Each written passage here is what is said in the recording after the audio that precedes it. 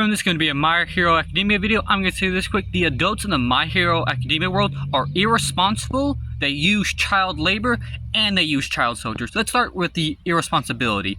When people get into UA, all you have to do is fight some robots and pass a test. They do no background checks. If they did, they would know Todoroki is an abusive home, Bakugo is an absolute psychopath, and Aoyama, it's really suspicious how he got a quirk randomly.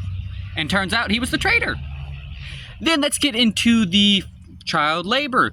When these kids are doing internships, unpaid internships, you are putting these kids into danger. I don't care if they have a hero there to help them. You're still putting untrained kids into danger.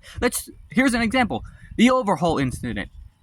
Like 6 kids in there were sent there. You have dozens of heroes in Japan, and you use interns that are not fully trained and that are technically not pro heroes yet.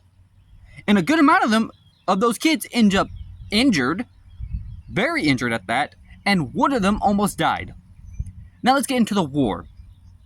Straight up, Japan, straight up, My Hero Academia. You put kids on the front line? Did you not have other heroes? Huh?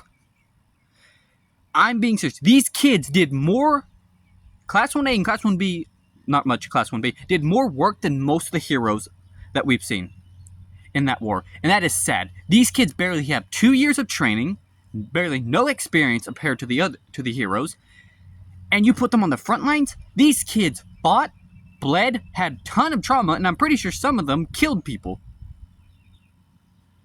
And you know what they got at the end of the day? A statue and a good job. They didn't even become full heroes after this. They still had to go to school for like 2 more years or another year to become heroes after all that. Then, after all that, and not getting barely nothing other than a good job and a statue, you know what these kids are forced to do now? Community service. Rebuild everything. And again, I'm pretty sure they're not getting paid for this.